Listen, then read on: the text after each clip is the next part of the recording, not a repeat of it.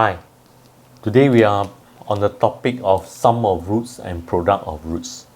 Now today I will use an alternative methods to solve the following sum, and I will tell you what is the advantage of this method and what is the disadvantage, and there are some limitations to it.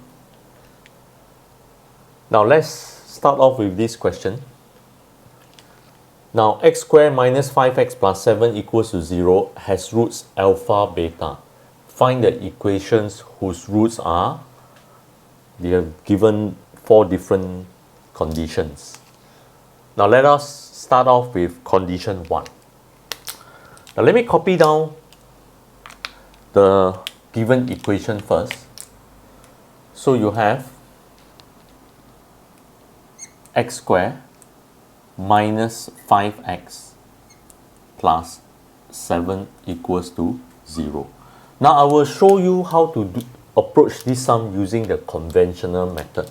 Now, so what we do is we find the sum of roots and the product of roots. So the sum of roots will be alpha plus beta. That will be equals to the negative of this coefficient of x. So that will be 5. And alpha, beta, the product of roots will be 7. Now, then condition 1. What are the sum of roots for the first condition? You have alpha plus beta is minus 2 is equals to, now alpha beta is 5. So you have 5 minus 2. And your answer over here is 3. Now what is the product of roots? The product of roots will be alpha minus 1 into beta minus 1. Alright, so we expand this out.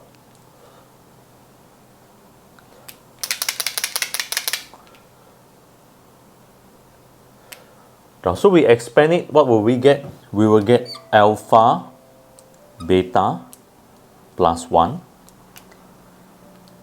minus alpha plus beta. Now, so what is alpha beta? Alpha beta is 7. So 7 plus 1, now minus 5. And that we get 3. Now, so what is the equation whose roots are alpha minus 1 and beta minus 1?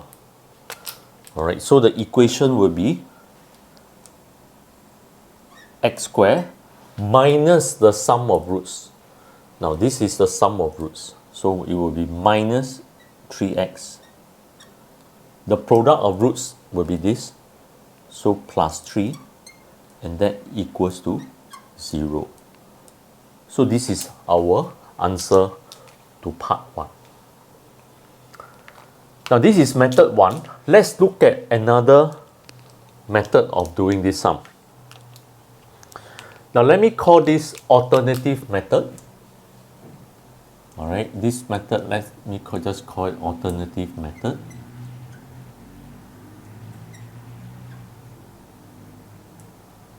Now, so we are doing the first question. Now, this is the given equation.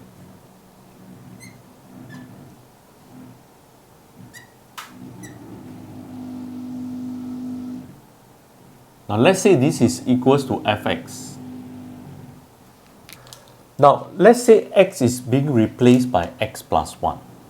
So, I have x plus 1 square minus x plus 1 plus 7 equals to 0.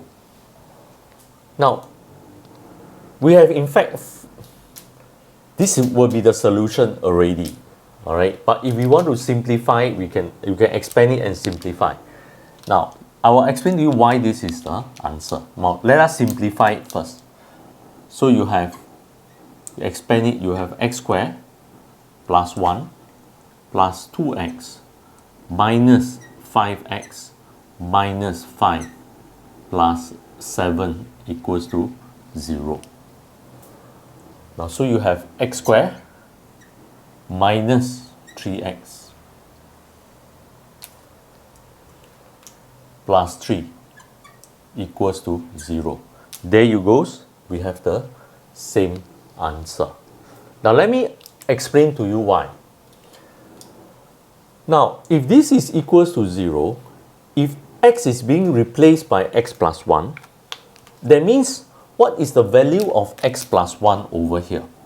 The value of x plus 1 will be equals to alpha, and x plus 1 will be equals to beta. Alright. Now, if x plus 1 is equals to alpha, then x will be equals to alpha minus 1, and x will be equals to beta minus 1. And these are the roots of the required roots for the given expression or the equation. Right, so you'll find that this is a faster way of doing this sum. Now let's look at question 2 or part 2. Part 2. Now you want the roots to be 2 alpha and 2 beta. So what must you replace x with over here? Now x will then be replaced by x over 2 square minus 5 x over 2 plus 7 equals to 0. Now you multiply 4 throughout, so you got x squared minus 10x plus 28 equals to 0. So this is your answer to part 2 of the question.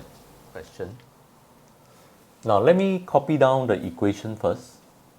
So I have x squared minus 5x plus 7 is equals to 0. Now you have roots minus alpha and minus beta. So that is simple. We replace x with minus x. So you got minus x squared minus 5 into minus x plus 7 equals to 0. And we expand this out, you got x squared plus 5x plus 7 equals to 0. Alright, so that is the required equation. Now that is for part 3.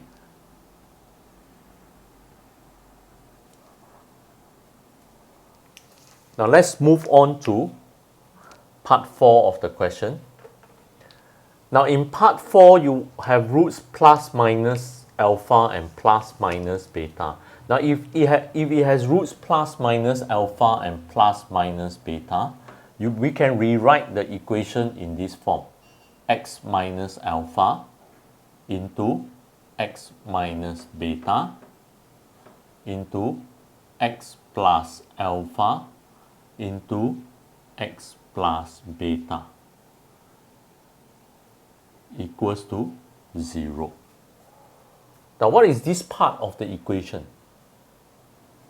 This is just the original equation, which is x squared minus 5x plus 7, because this has roots alpha and beta. Now what is this part of the equation? Now this is just part 3, alright? So we will have x squared plus 5x plus 7 equals to 0. Now you can expand this equation or you can just leave it like that. So this is the required equation if it has roots plus minus alpha and plus minus beta. Now, so let me do a conclusion. So what is the advantage of this alternative method? Now this alternative method is very good if, let's say, the change in alpha and the change in beta is similar. All right, let me just show you. Now let's say it has roots alpha beta.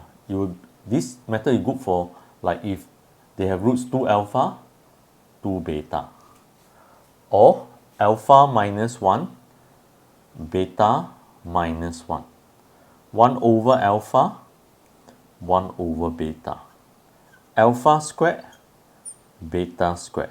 All right, you find that whatever you do to alpha you do to beta, all right, it's symmetrical. So this method is good for this. Now what happens if you have a scenario where the roots are alpha over beta and beta over alpha, or alpha minus 1 beta plus 1? You find that this method may not work, or it may be very tough. All right, so you can, now that you know there's this alternative method, I suggest that maybe you can use 2 methods to solve some of the sums. Then from there you will appreciate as to which one is better. Now on and off we will be producing videos. We hope you learn something from our videos, and if you like our videos, please press the subscribe button. Have a nice day. Thank you.